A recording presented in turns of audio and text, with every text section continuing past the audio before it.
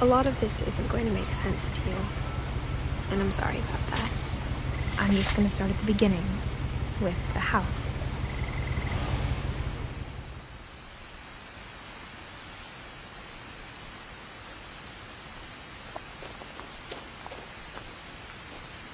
Someone had put up a chain link fence, but it looked like I wasn't the first person to hop it.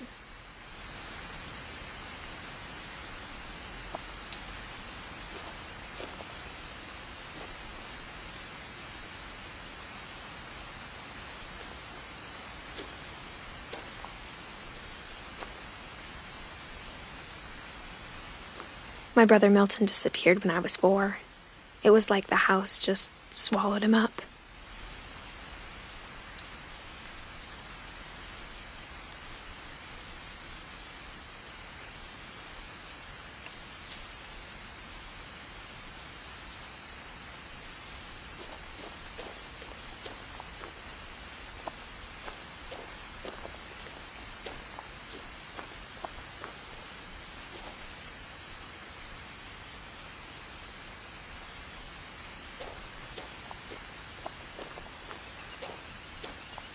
I lived here until I was 11, but I wasn't allowed inside half the rooms.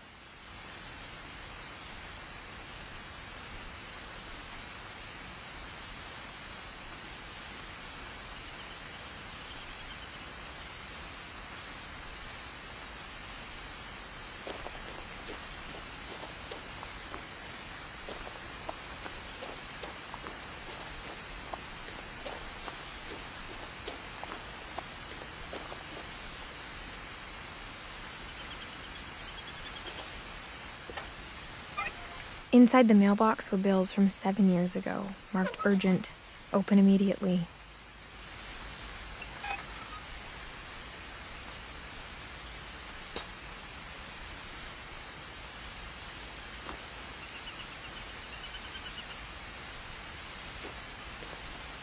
I hadn't been back since my brother Lewis's funeral.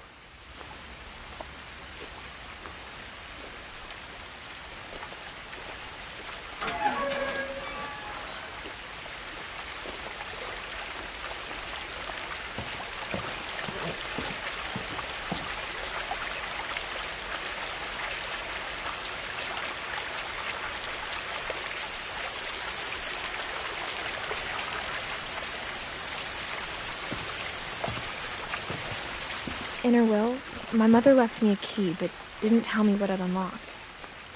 Maybe she thought I'd know. Or she thought the mystery would be enough to bring me back.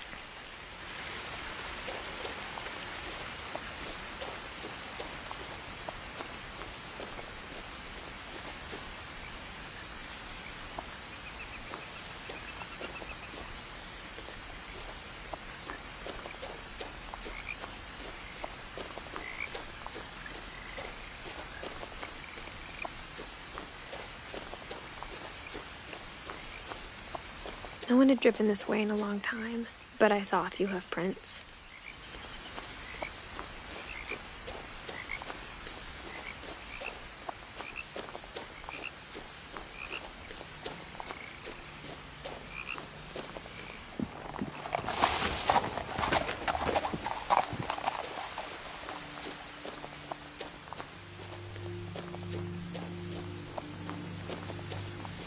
The truth is, even after I inherited the house, I never thought I'd come back to it.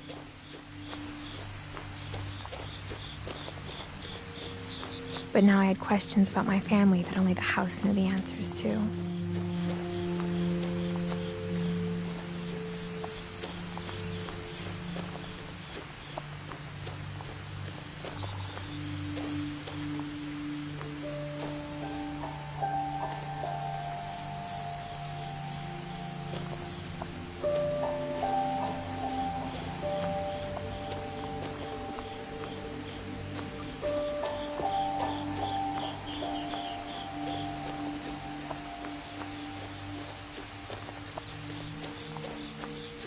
The woods around the house have always been uncomfortably silent.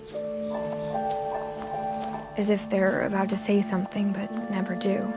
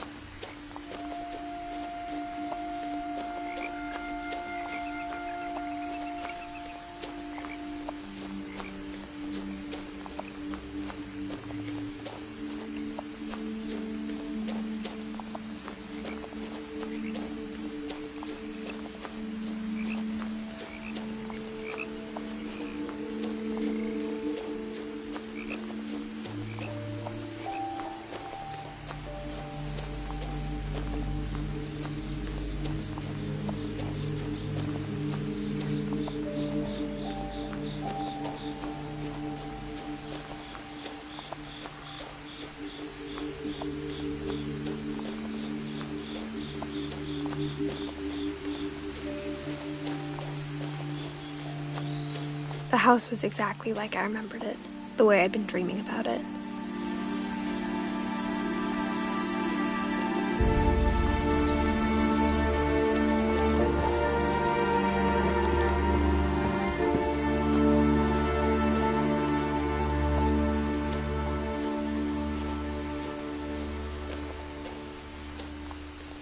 As a child, the house made me uncomfortable in a way I couldn't put into words.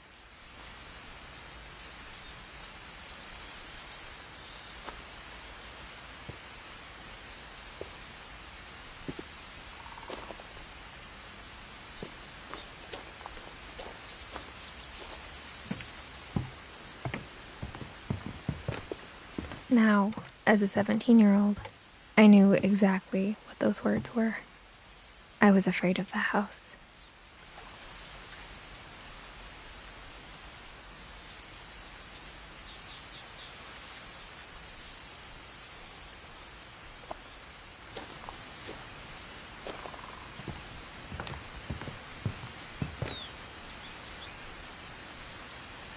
I hoped the key might unlock the front door. It didn't.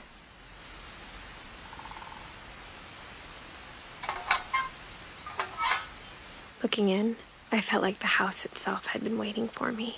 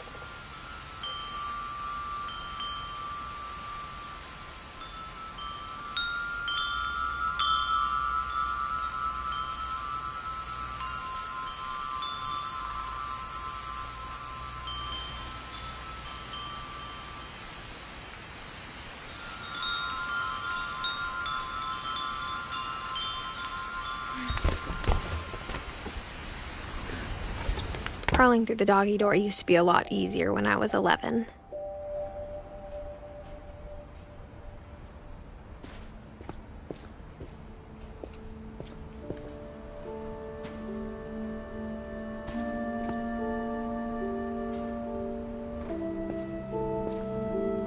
The power had been turned off the night we left.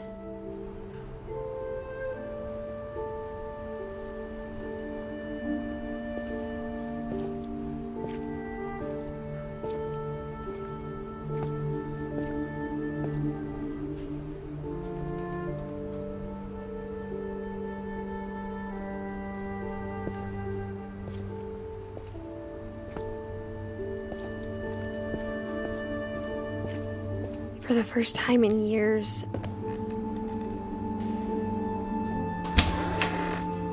I felt like I was home.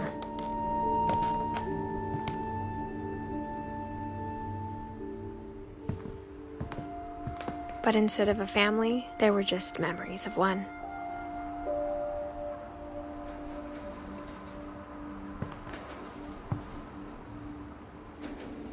Like how after Louis started working at the cannery, we all got sick of eating salmon. Except our cat, Molly.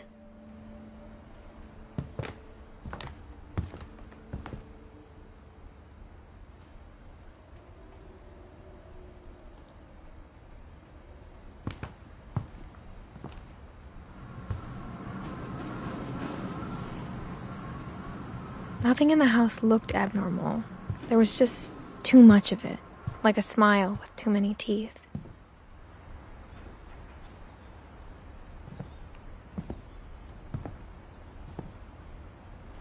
A lot of things got left behind in the whirlwind of that last night.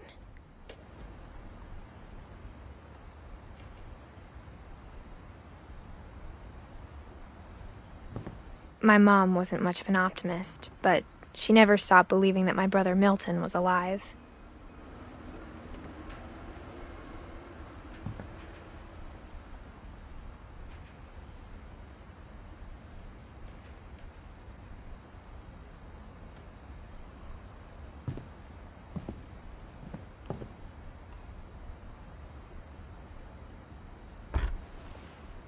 Edie told me once that every Finch who ever lived is buried somewhere in the library.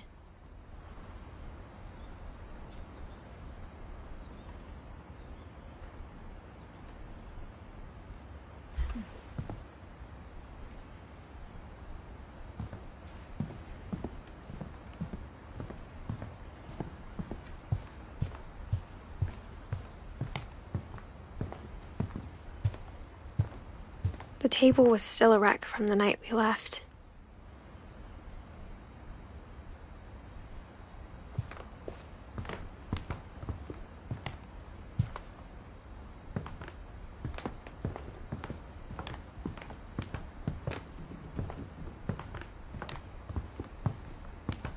Even the fireplace had a story. Edie told me the bricks came from the original house, after it sank.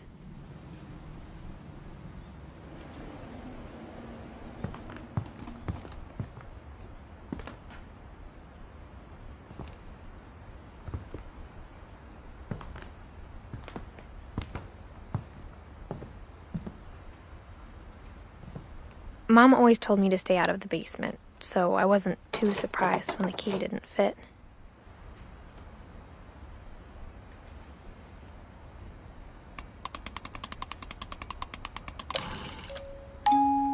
Great-Grandpa Sven built a music box for Barbara, along with the rest of the house.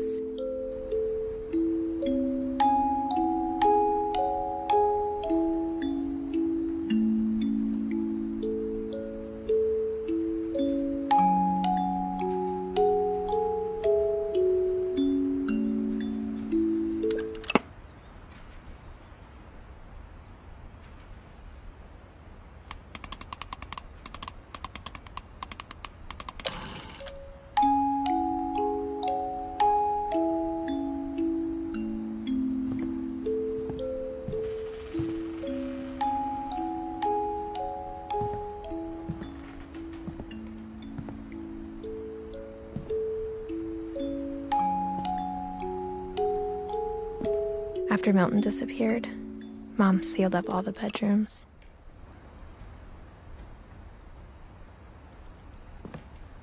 Then Edie retaliated and drilled peepholes.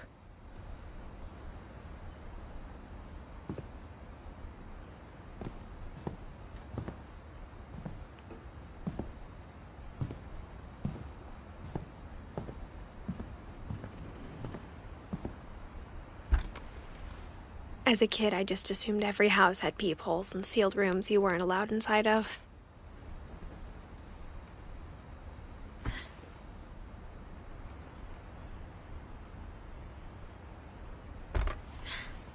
My Grandpa Sam spent 7 years sharing a room with his dead brother, Calvin.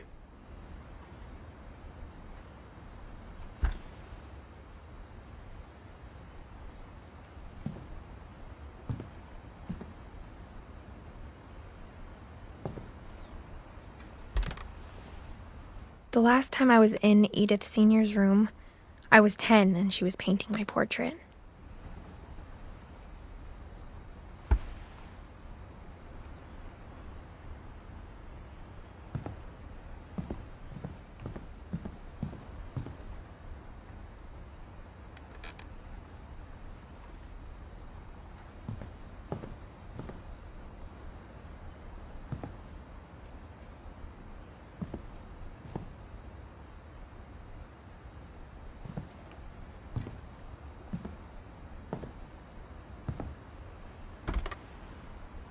Molly always seemed like a girl I could imagine being friends with, if she hadn't died in 1947.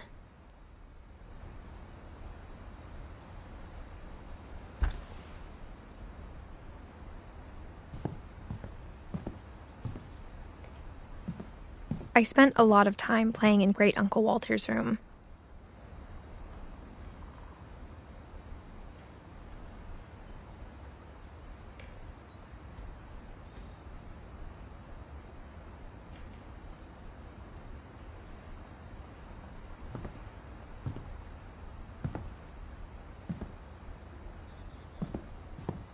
I think my mom sometimes regretted not sealing it up.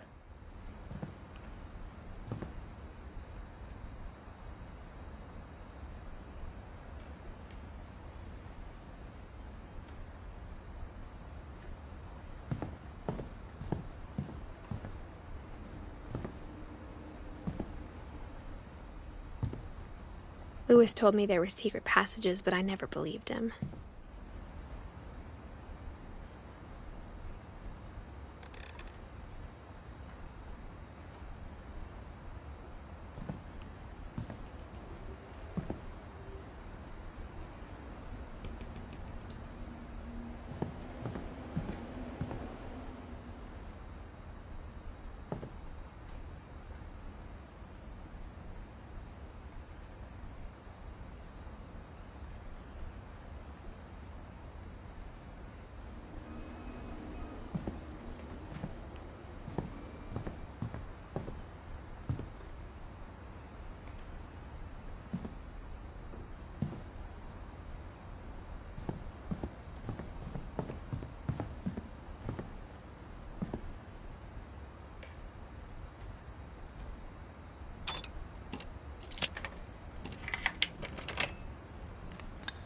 Turns out, my mom was really good at keeping secrets.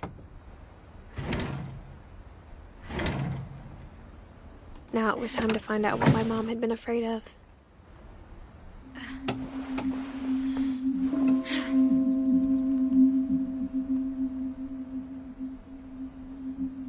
From the paintings on the wall, it was clear my brother Milton had been here before me.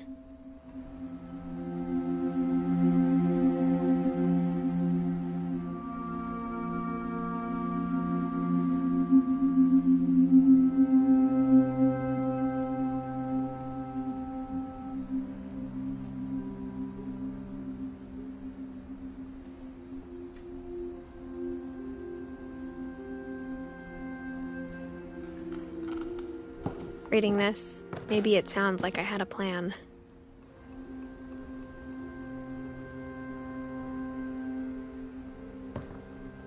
But I had no idea what was behind that door.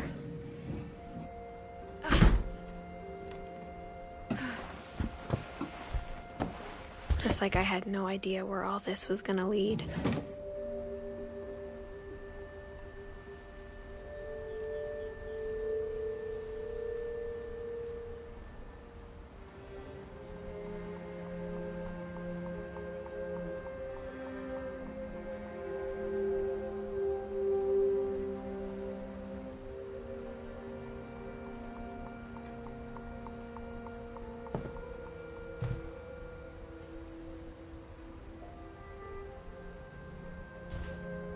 I grew up looking at Molly's room through the peephole. Molly's gerbil had a tiny bedroom with its own even tinier gerbil cage.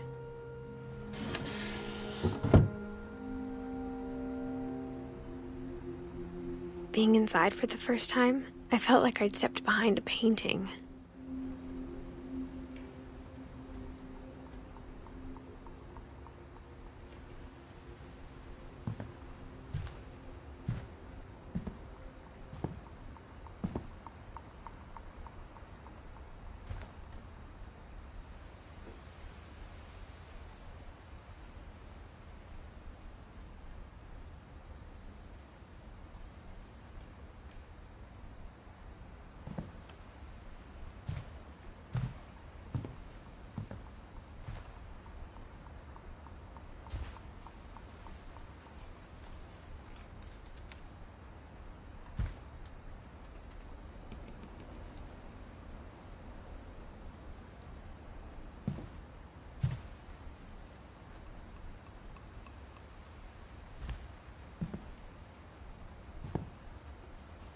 I got the sense Edie had spent a lot of time here, before my mom sealed the doors.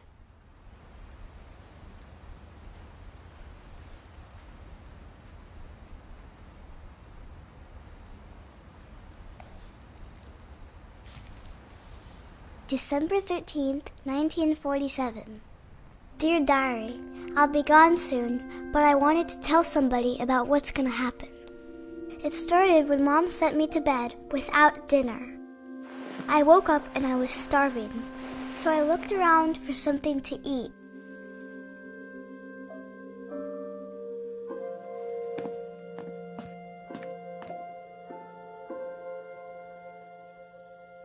The gerbil food was dry, but I didn't mind it.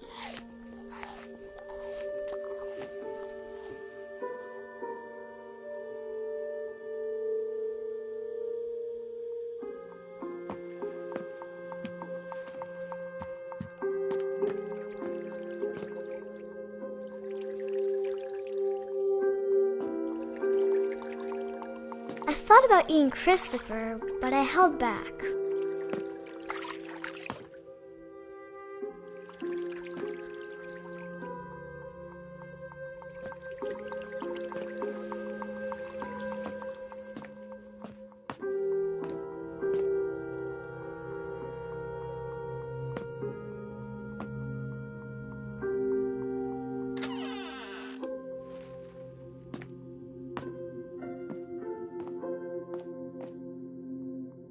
I ate a lot of things that night.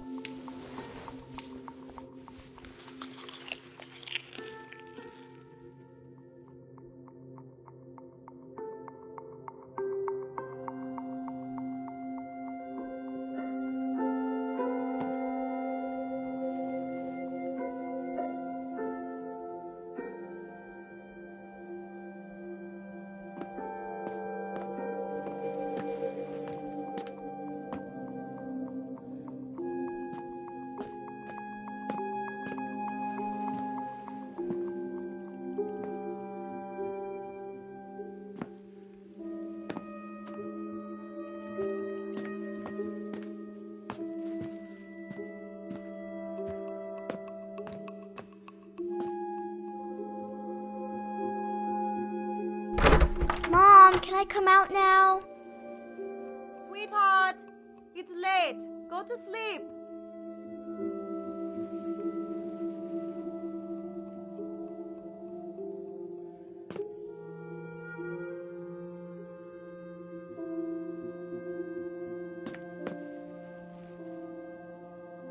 My Halloween candy was all gone.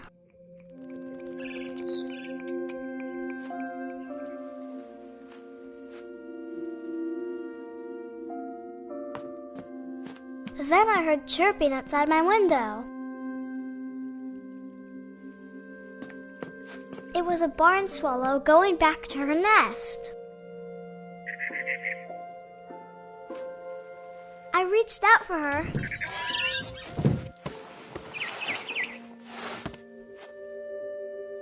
And suddenly, I was a cat.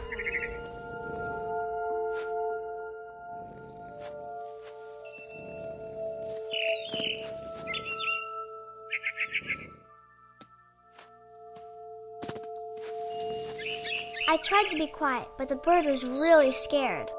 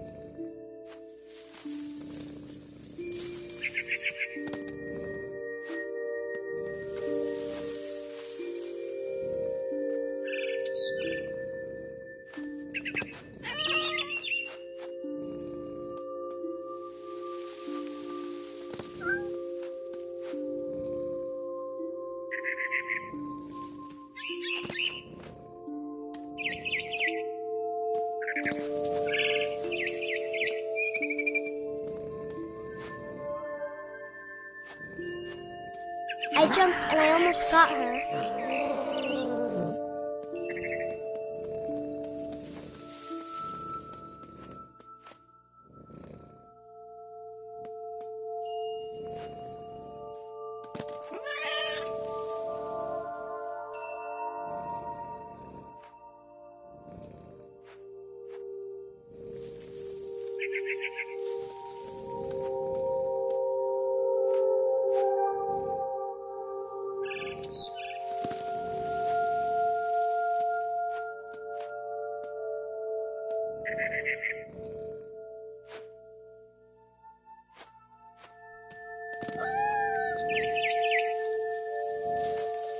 I could tell she was getting really tired.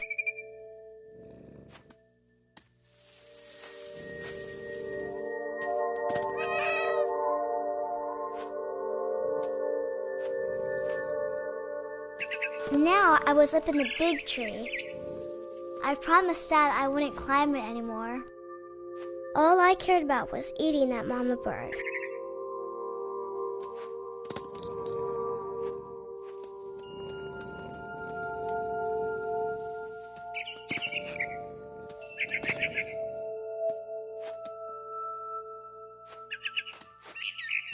I gobbled her up. And suddenly, I was an owl. First, all I heard was the wind. Then I heard little teeth nibbling in the grass.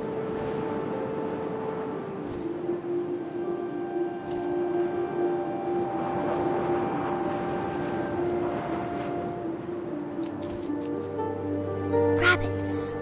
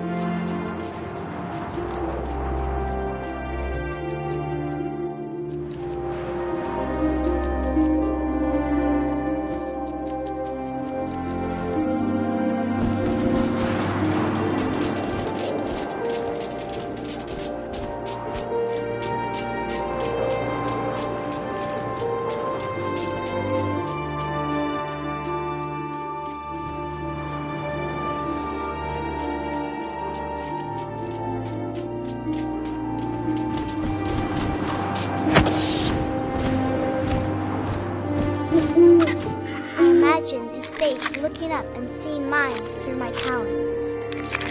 I swallowed him up, and I didn't chew one bit. Then I flew off to find something bigger.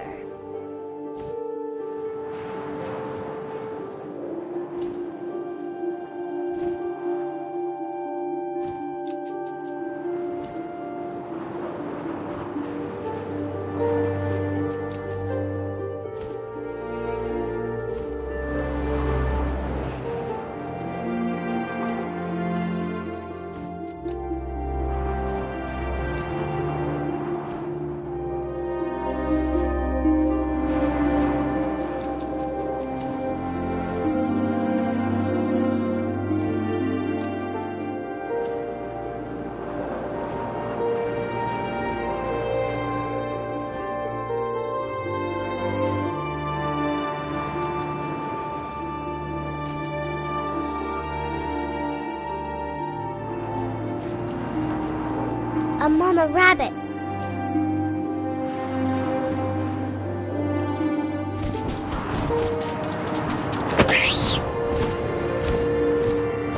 She was almost too big to carry. I started choking, but I couldn't stop eating. And suddenly, I was a shark.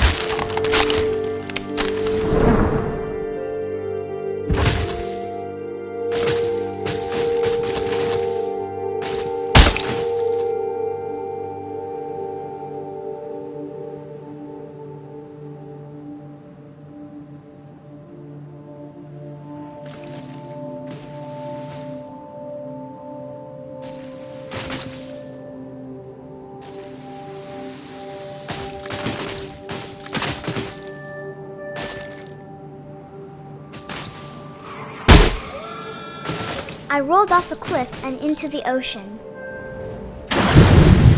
Now, I was hungrier than ever.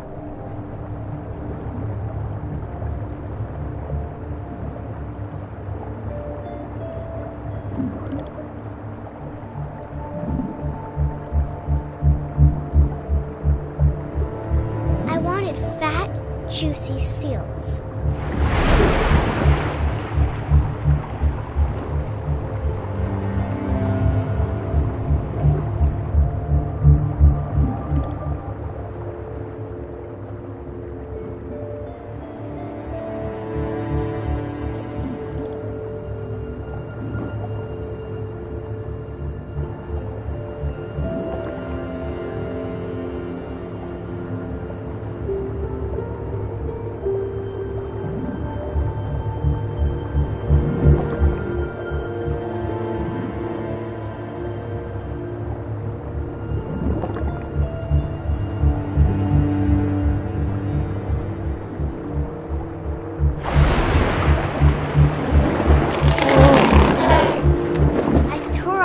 And it tasted really good.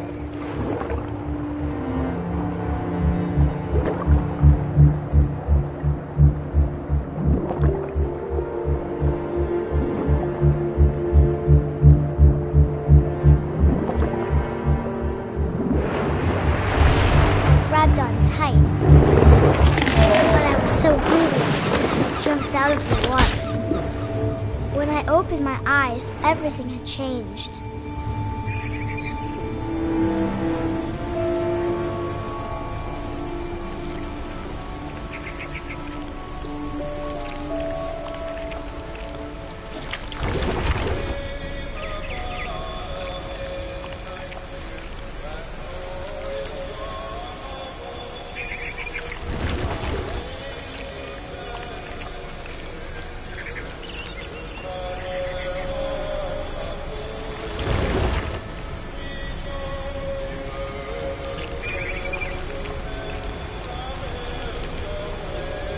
Now I was a monster, and I smelled people everywhere.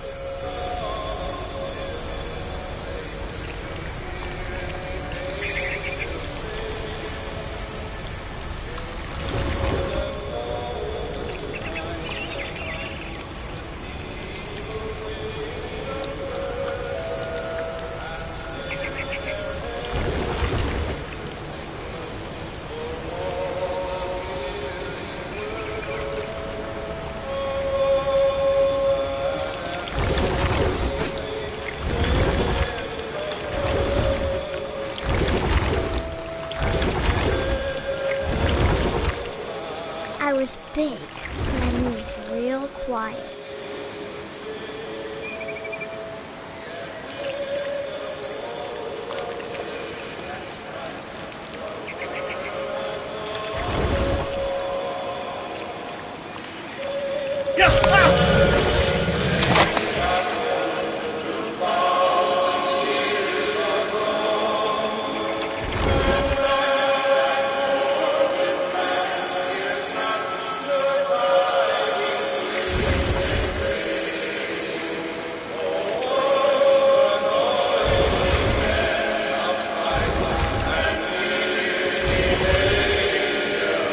I wanted to stop, but also I didn't.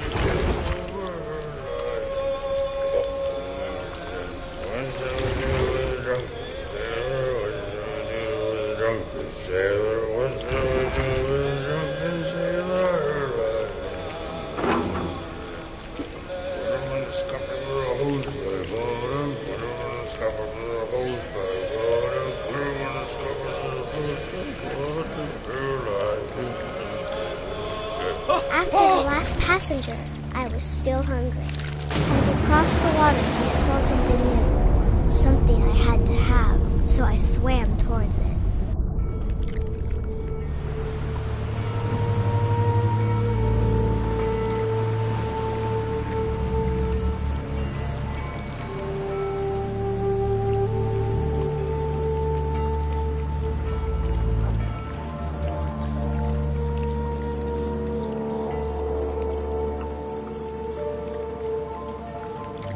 I slithered onto the sand, and the good smell went into an old pipe.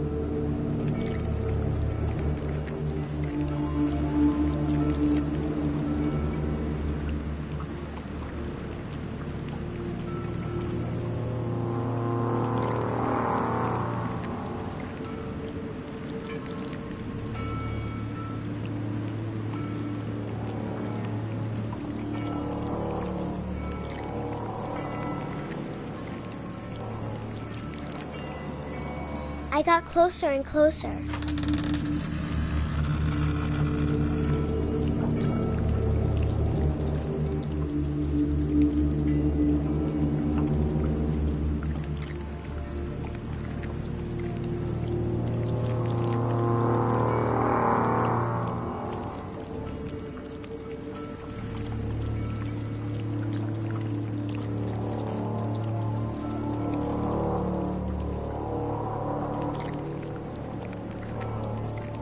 All of my stomach started growling.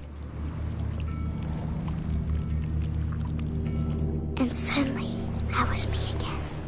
I held my breath for a long time, but I couldn't hear anything. I think it's waiting for me to fall asleep.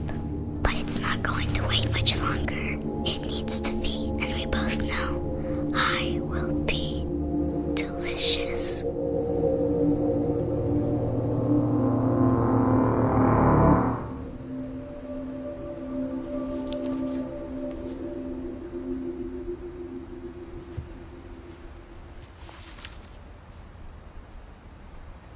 I'm not sure if I believed all of that, but I'm sure Edie would have.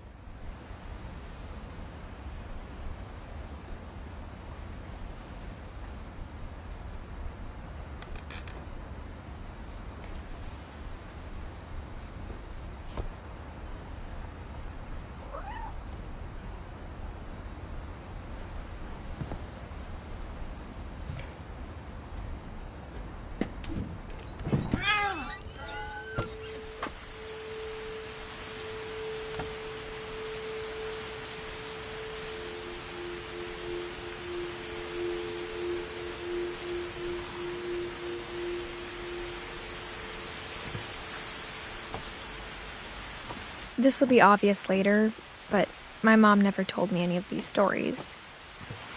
Edie would have, but Mom didn't like bringing up the past. Though, when we adopted a stray kitten, she was the one who named it Molly.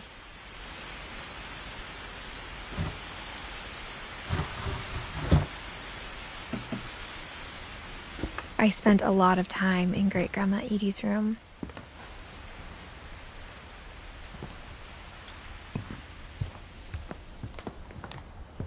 Her room was like a museum.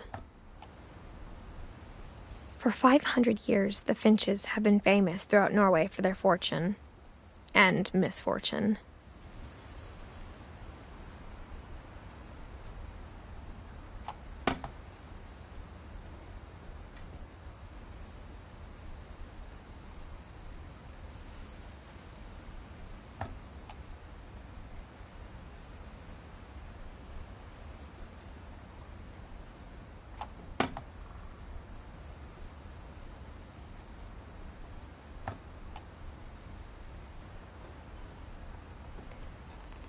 Odin Finch buries the latest victims of the family curse, his wife Ingeborg and their newborn son, Johan.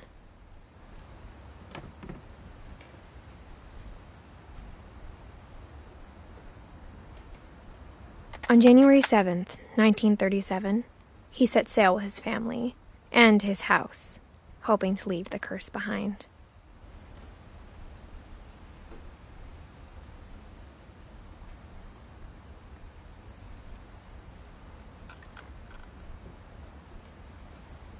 But 40-foot waves off the coast of Washington send the house and Odin to the bottom of the sea. Odin's daughter Edie, with husband Sven and baby Molly, step ashore on their new home, Orcas Island.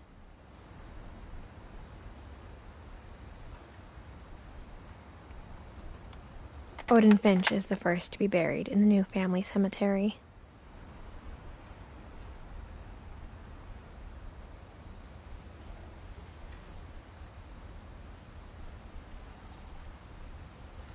His daughter Edie is already dreaming of a new Finch house.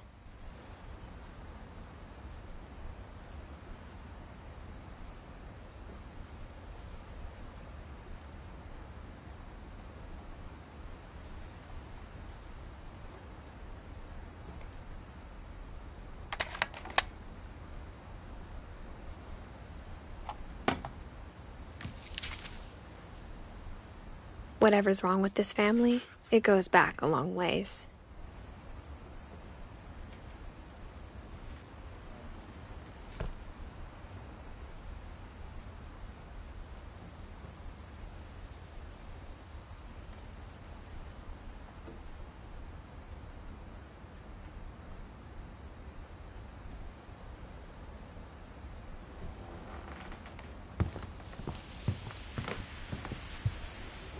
When Edie told people Sven was killed by a dragon, she could also have said he was building a dragon-shaped slide that collapsed. She could have, but she didn't.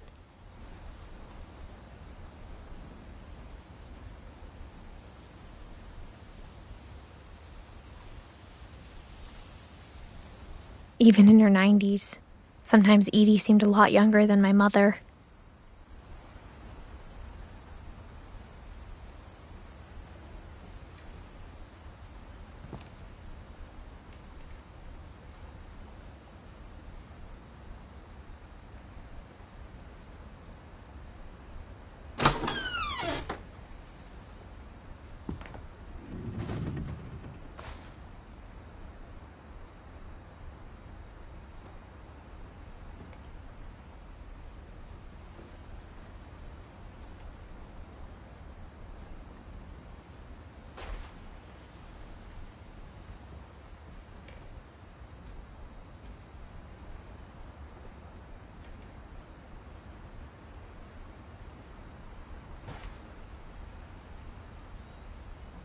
The only trace Grandpa Sam's first wife, Kay, left on the house was the pink bathroom. It was a pretty big trace.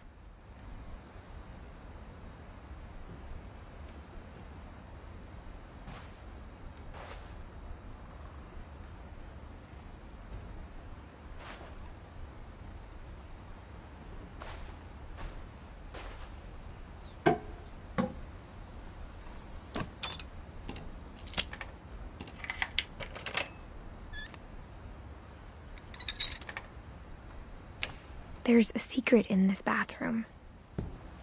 It's in the last place you would look. It isn't in the cupboard. It's hidden in this book.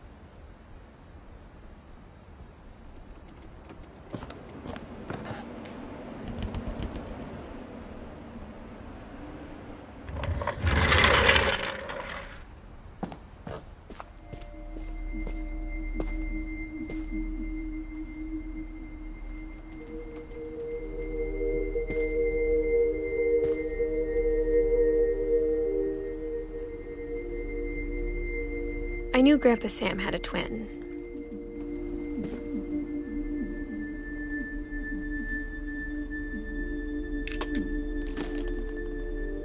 And that he never talked about him.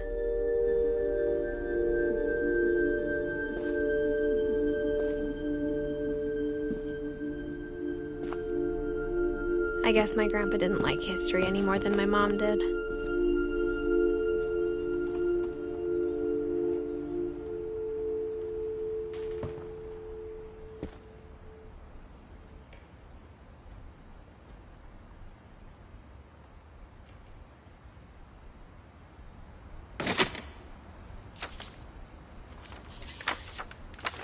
How I Want to Remember My Brother by Sam Finch.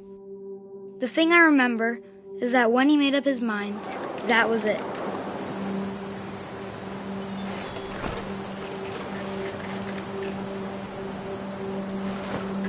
My brother said he'd die before he ate another mushroom.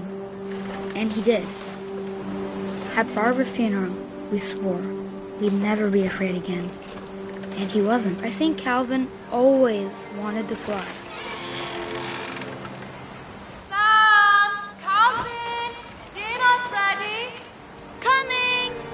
But that day, he finally made up his mind to do it.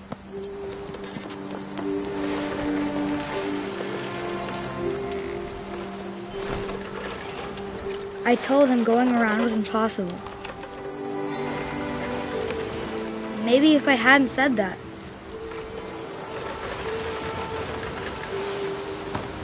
Alvin, I'm not going to tell you again. Maybe if the wind hadn't picked up, then maybe he'd still be here. But I doubt it. I think he'd already made up his mind.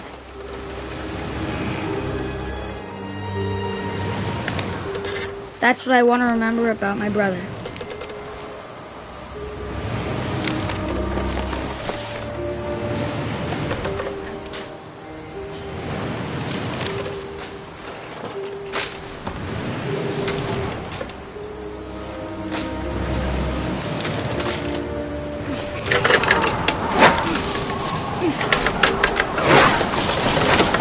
The day he made up his mind to fly, and he did.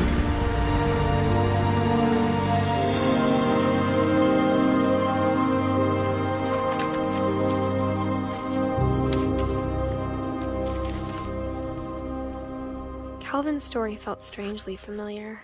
When I was younger, I remember trying to do the exact same thing.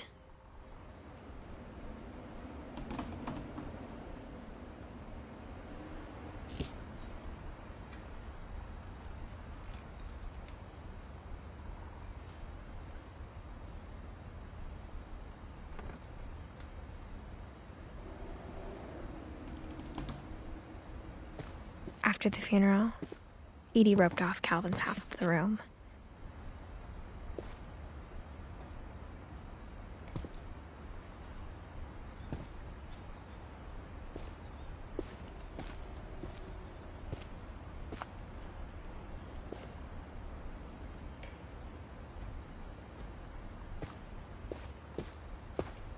Mom said Grandpa Sam enlisted at 18 and never set foot in the room again.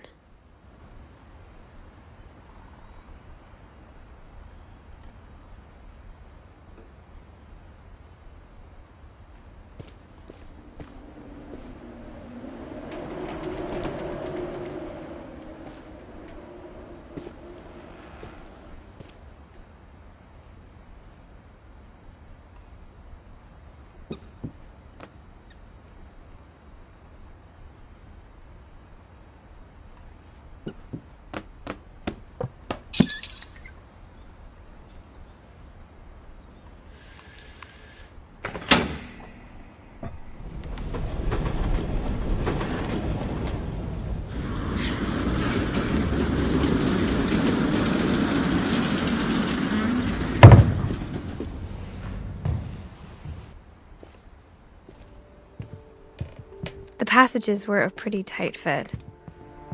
They'd obviously been built for smaller hands and bellies.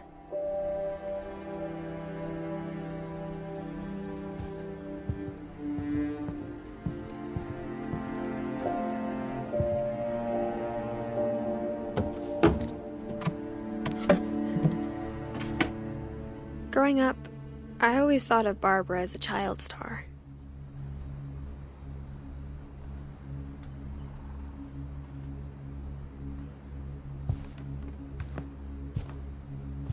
I never thought about how hard it must have been for her afterwards.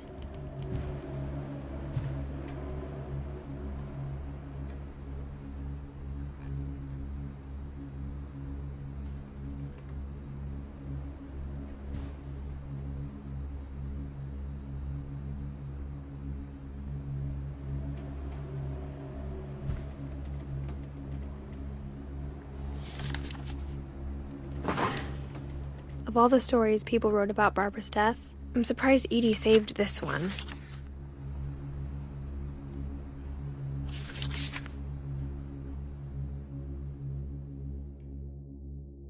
Old Jack here with another ghastly tale inspired by America's most unfortunate family. I'm calling it The Surprise Ending of Barbara Finch. As a child star, Barbara was famous for her scream. Now at 16, she was all washed up, a has-been. But in a lucky break, she'd been asked to perform her signature scream at a local convention for monster movie fans. It was just the boost her career needed. Unfortunately, her scream hadn't aged well. Getting better. I think you just need the right motivation. Her biggest fan and current boyfriend, Rick, was about to demonstrate when...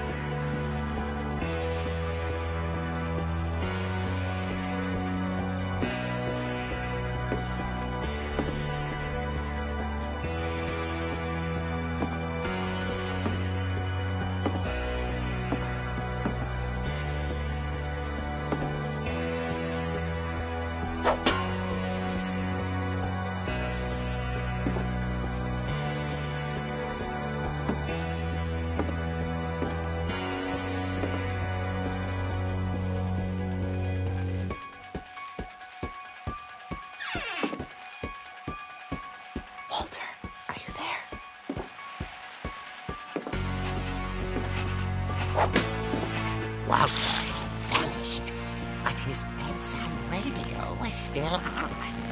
Orcas Island police describe the man as 6 feet tall, with a steel hook for a hand.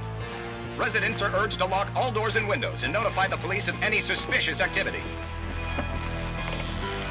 Barbara turned, saw the hook man, and was speechless.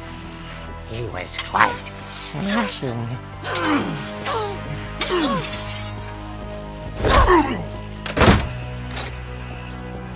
And he was. He couldn't get enough of Barbara. Okay, Barbara, there's gotta be another way out of here.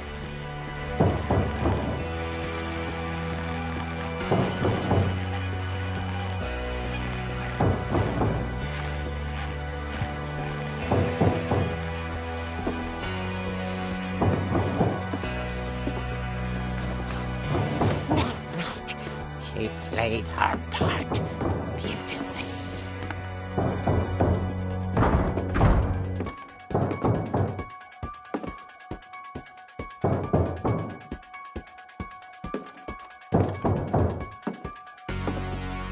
Molly's door hadn't been opened in years. The hinges groaned.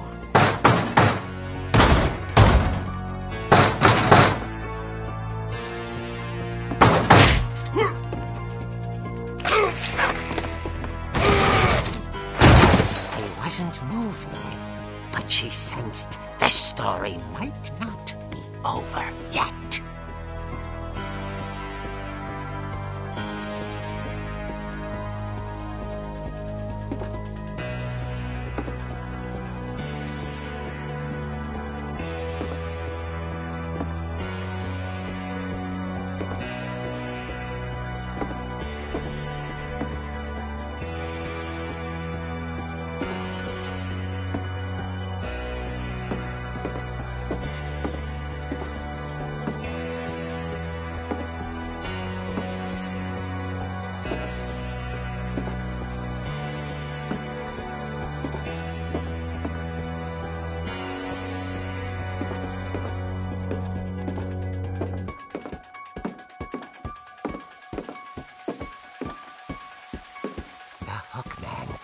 Vanished.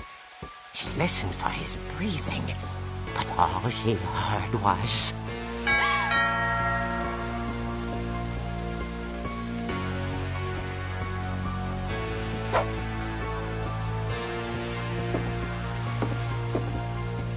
Someone at the door was dying to speak to young Barbara. At the door, she heard whispering.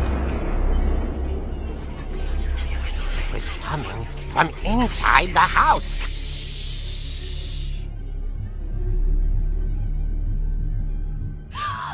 Oh dear. Surprise! Bravo, Barbara! You were wonderful. The monsters had come to surprise her. For Barbara, it was a dream come true. Then she saw what kind of monsters they were, and she realized what was about to happen. She was going to be famous. And with her final breath, Barbara Finch gave the performance of her life.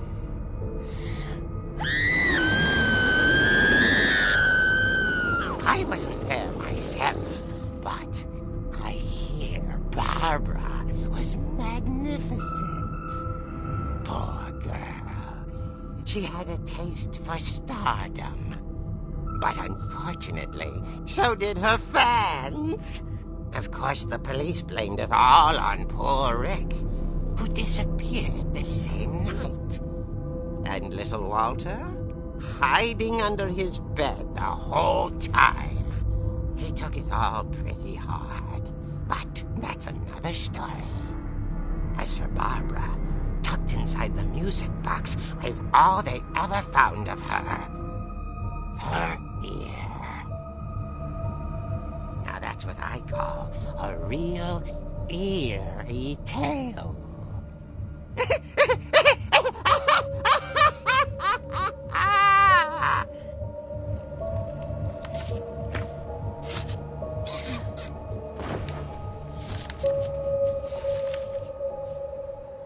Edie told me all Barbara wanted was to be remembered, as absurd as that comic was. Maybe what Edie saw was a happy ending.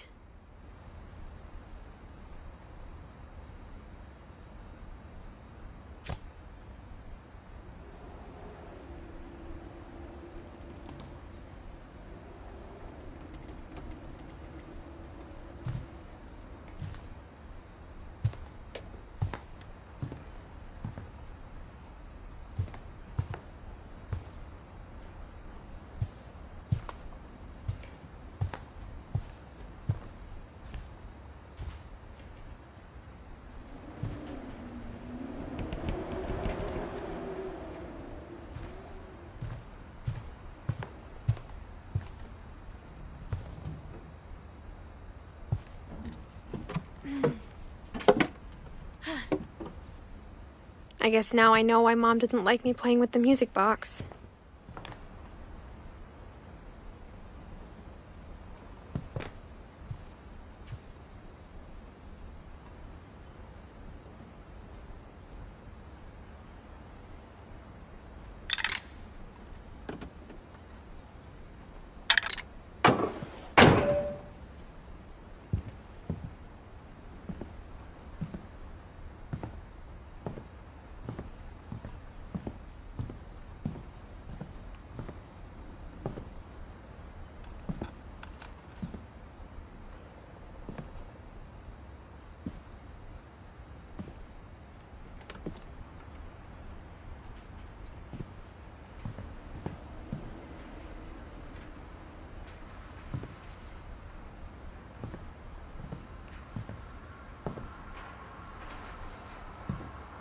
It's funny.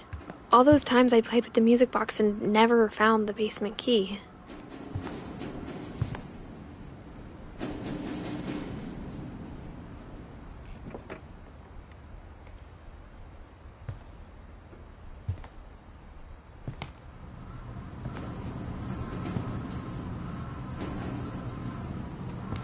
Only one restaurant would deliver to our house.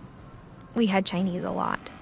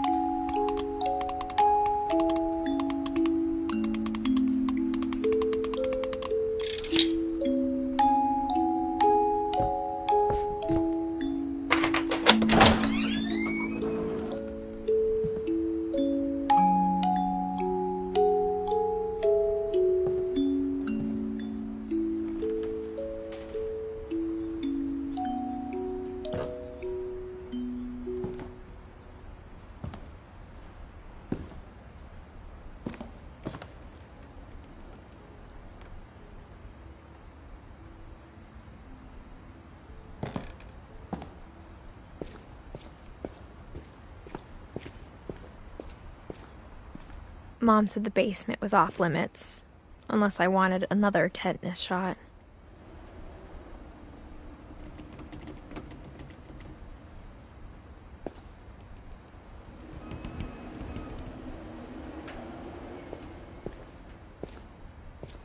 I saw Edie sneak down to the basement once, carrying packages.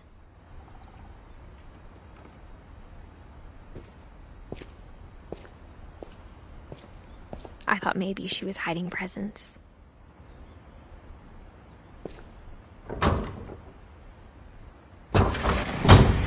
It turned out she was hiding a lot more than that.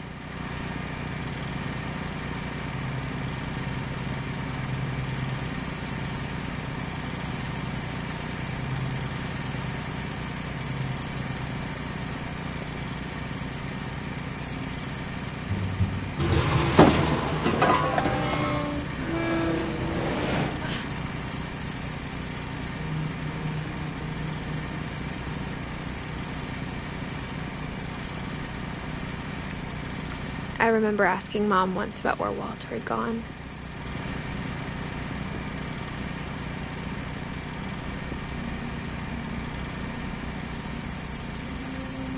She said after Barbara died, he got as far away as he could.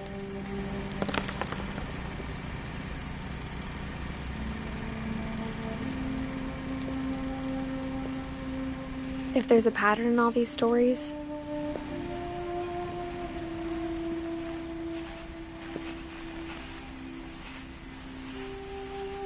I think it's that none of us has gotten very far.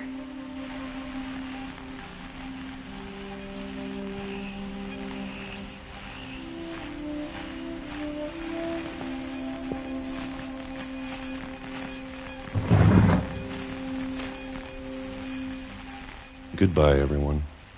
I can't believe I've been down here for 30 years.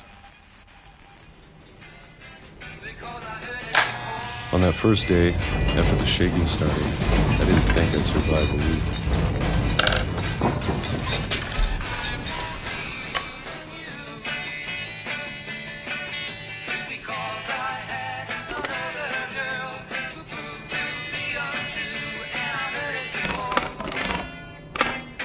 But after a few days, I settled into a routine.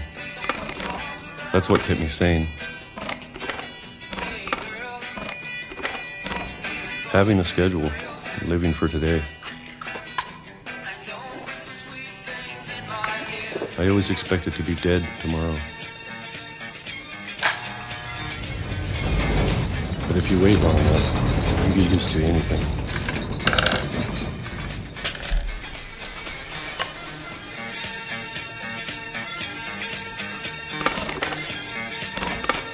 Even a monster on the other side of the door starts to feel normal. Almost friendly.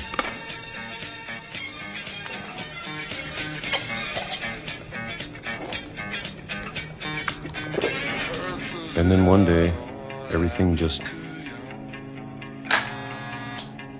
stopped. Whatever that thing was, it was gone. Maybe it got tired of waiting. Or maybe I just got tired of being afraid.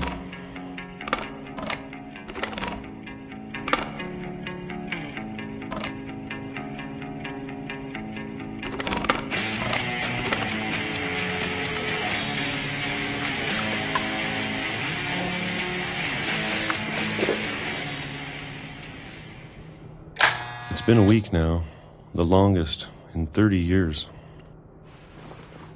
I'm done waiting. I have to leave while I still can.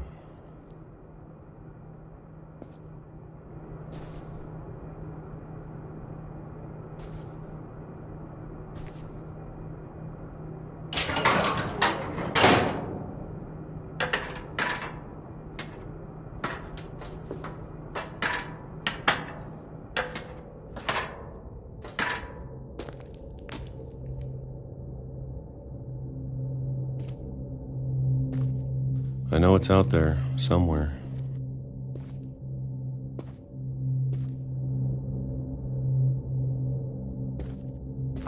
Whatever killed Barbara.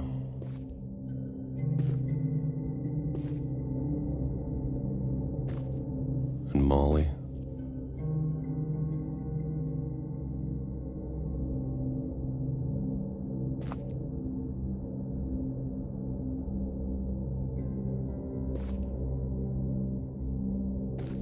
And Calvin.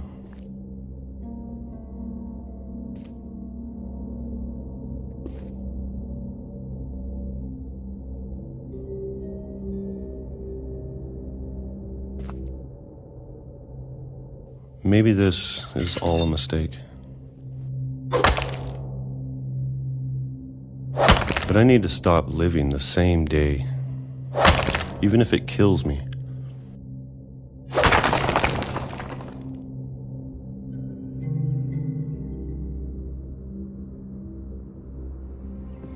Whatever's out there, I want you to know I'm ready for it. I'm going to appreciate all of it, especially the food.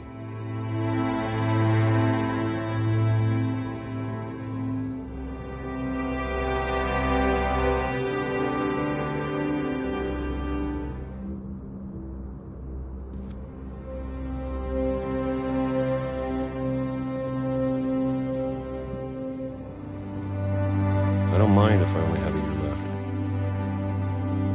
Or a month. Or a single week. I'd be happy with one new day. I can already imagine the sun on my face.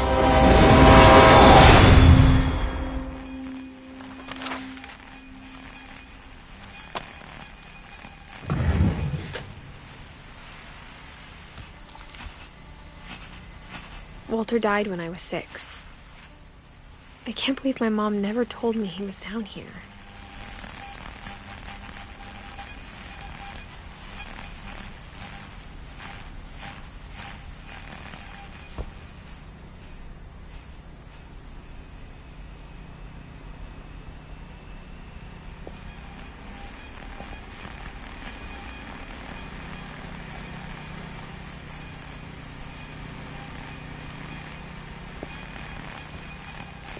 I'm sure my mom was trying to protect me.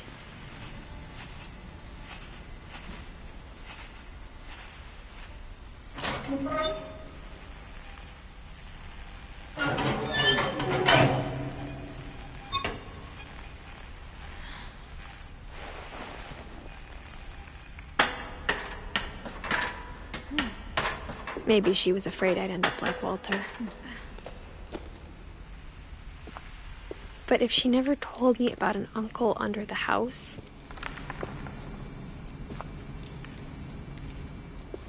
I can only imagine what else she was hiding.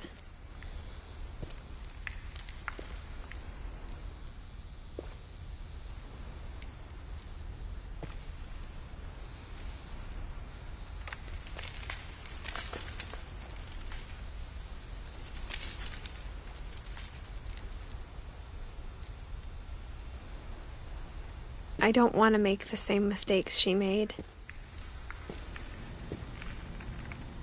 Trying to bury something that's still alive.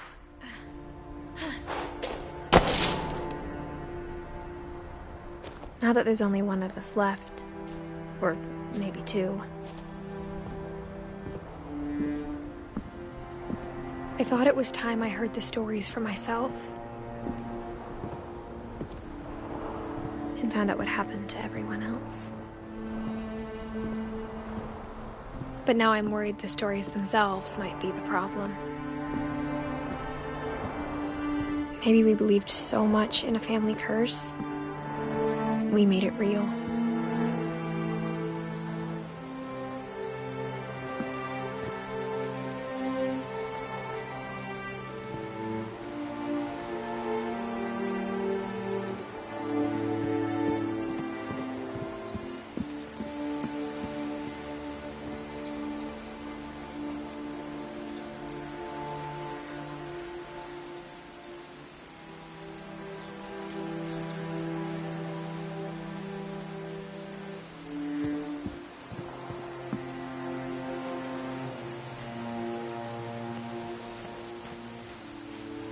I don't know if I should even be writing this.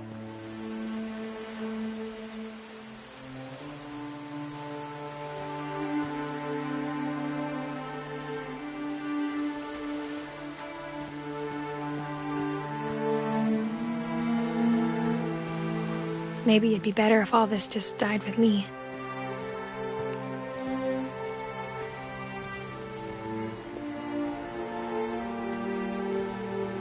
But I thought you should know about your family.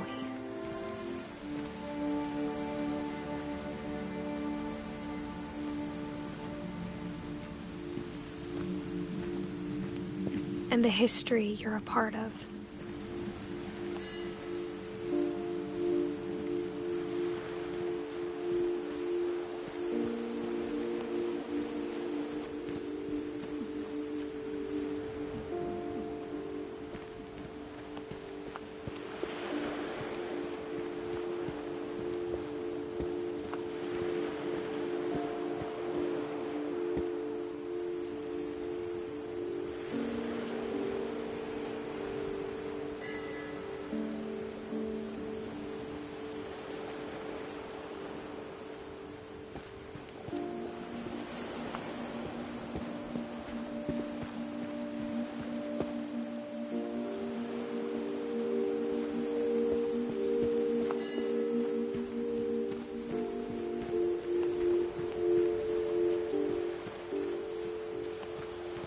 Though to be honest, I feel as lost as you probably do right now.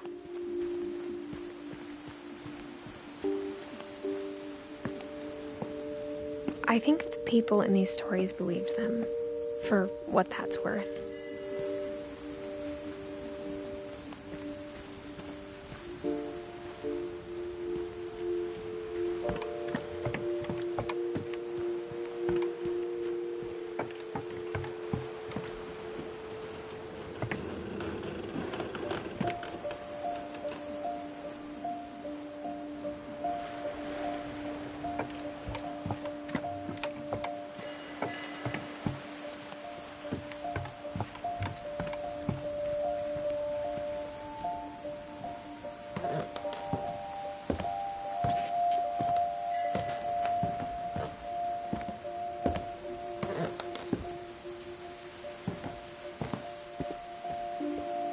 And when you look at the house, that history of imagination and stubbornness and madness, any of it seems possible.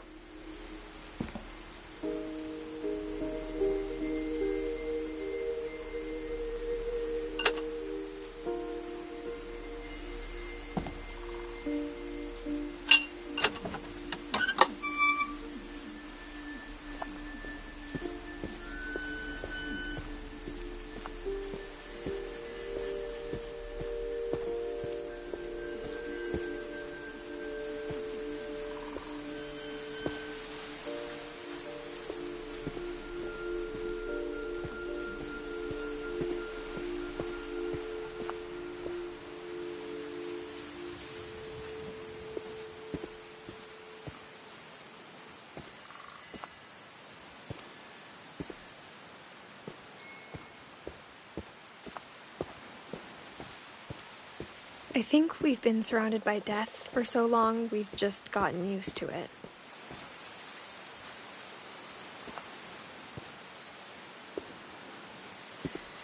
What kind of family finishes building a cemetery before starting the house?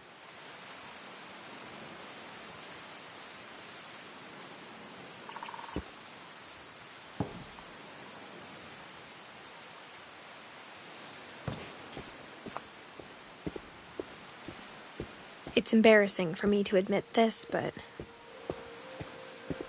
the pet cemetery made me more uncomfortable than the human one. 3 of the gerbils are mine, and 2 had been my fault.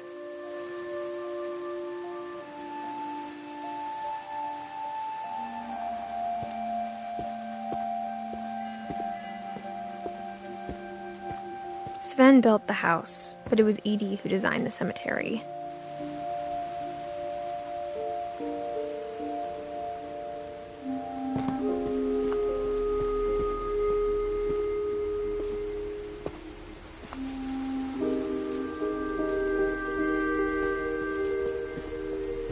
I'm sure Odin's monument had been Edie's idea. My mom was always trying to move on, but for Edie, the past never went away.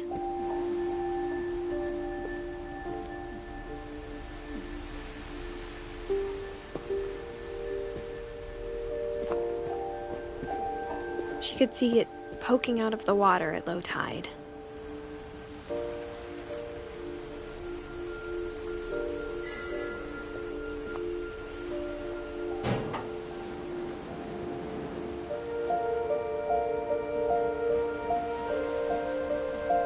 Edie said she dreamed about the old house every night.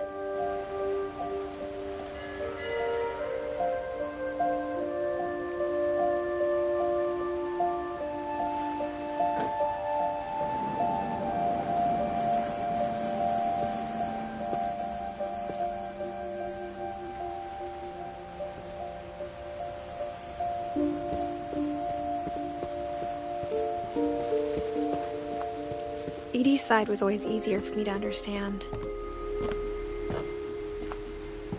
But the older I get, the more I can see where my mom was coming from. Her dad had been pretty strict, but it wasn't enough to save her brothers. She was just trying to do better.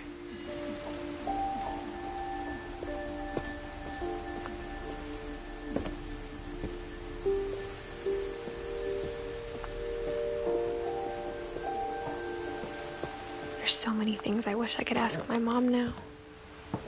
Part of me thinks this is what she wanted all along. For me to come back someday and find everything out for myself.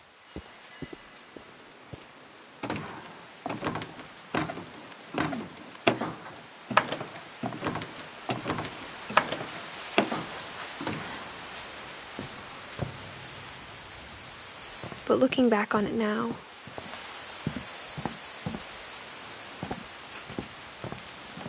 if she told me there was going to be so much climbing, I never would have come when I was 22 weeks pregnant.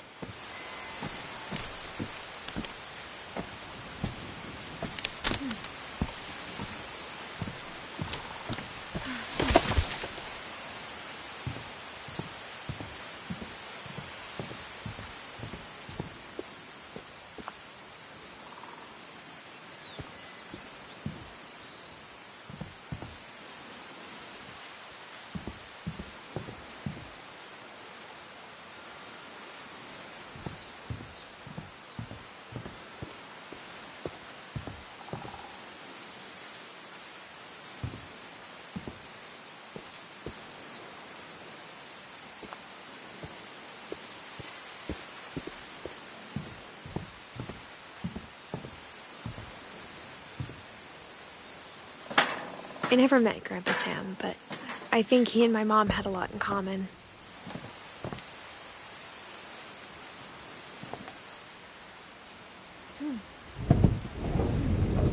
They were both pretty intense.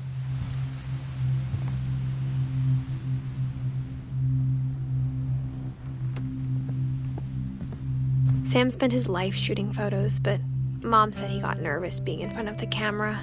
I guess we're all afraid of something.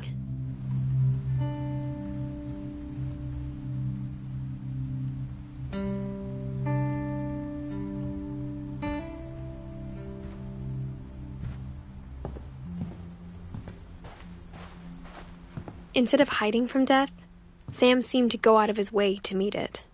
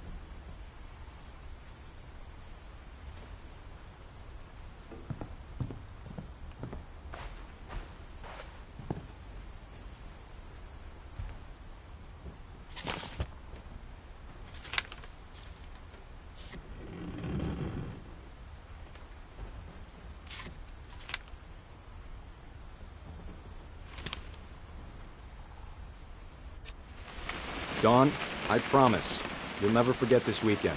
Yes, sir. These memories are gonna last a lifetime. Am I gonna have to shoot anything?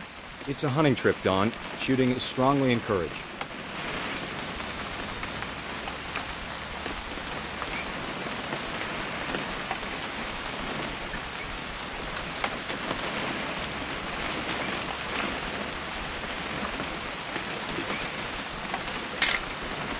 Shouldn't we be leaving? Just want to get a shot of you, Dawn, then we can take off.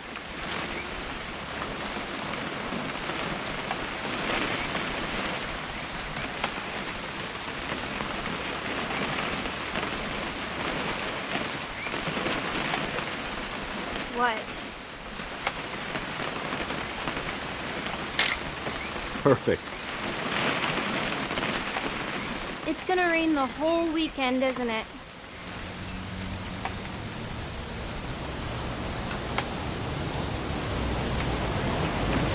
Please just take the damn picture. Hey, language.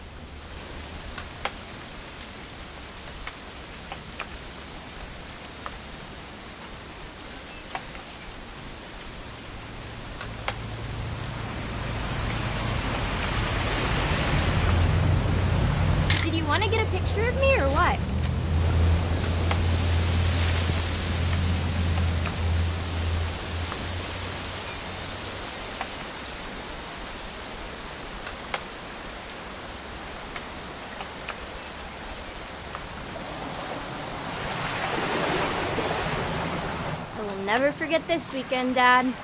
That's the spirit. Okay, got it. I'm gonna take some pictures, okay? Just be careful. The camera's older than you are.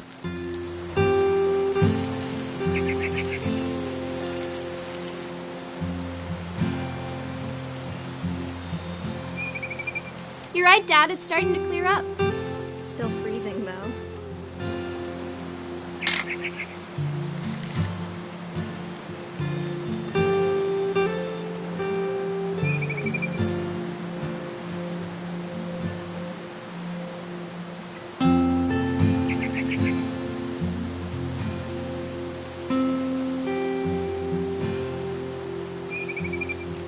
Definitely should not have drunk all that coffee.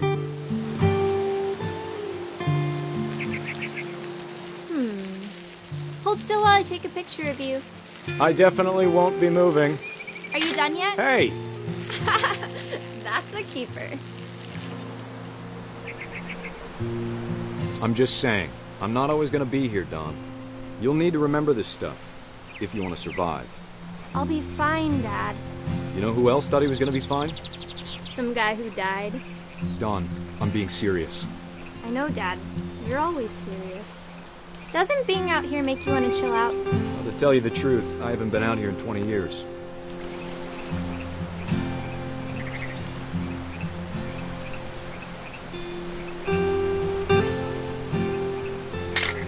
Last time I was with my brother Calvin. Man, that was a great trip. Your grandpa Sven taught us how to fish, how to build a fire. We found an old logging trail. Don, don't you think you could find something more interesting to photograph? I bet if I could remember where that trail was, we'd spot a buck for you in no time. Give me a minute to check the map.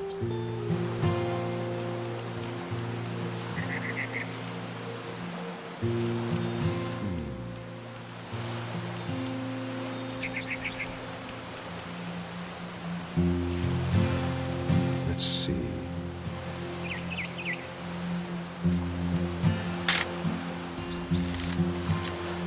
Maybe.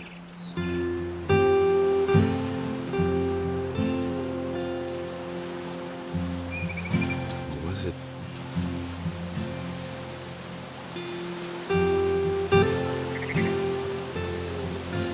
Could have been.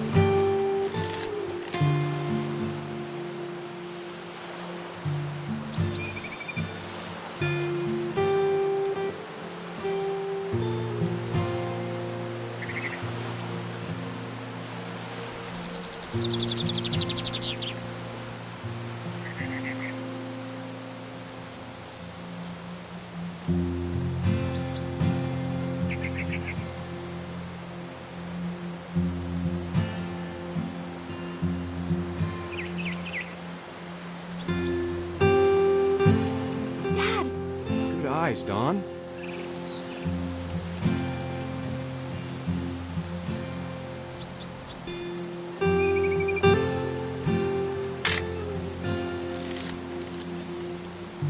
Before you take the shot, let me get a picture of you.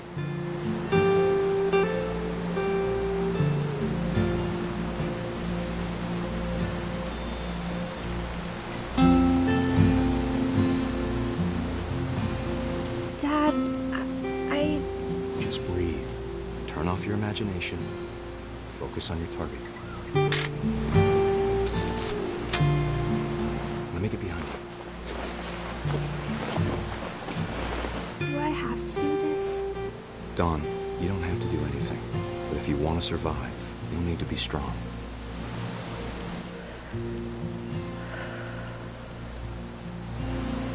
Now keep yourself squared up, elbows down. like we practiced. Whenever you're ready.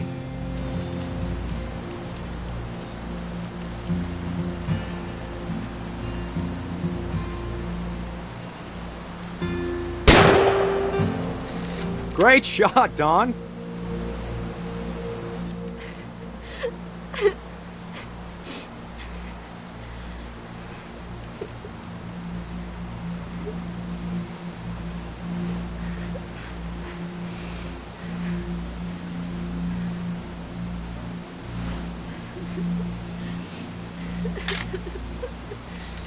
I'm proud of you, Dawn. Always remember that, okay?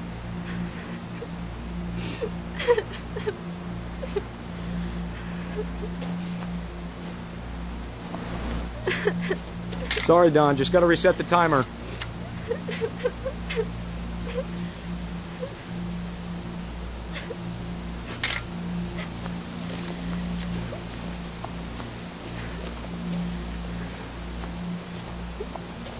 Dad, it's twitching.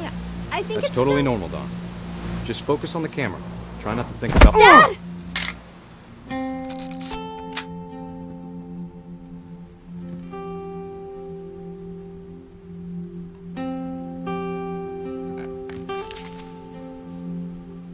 Of all these stories, that's the one I wish most that my mom had told me.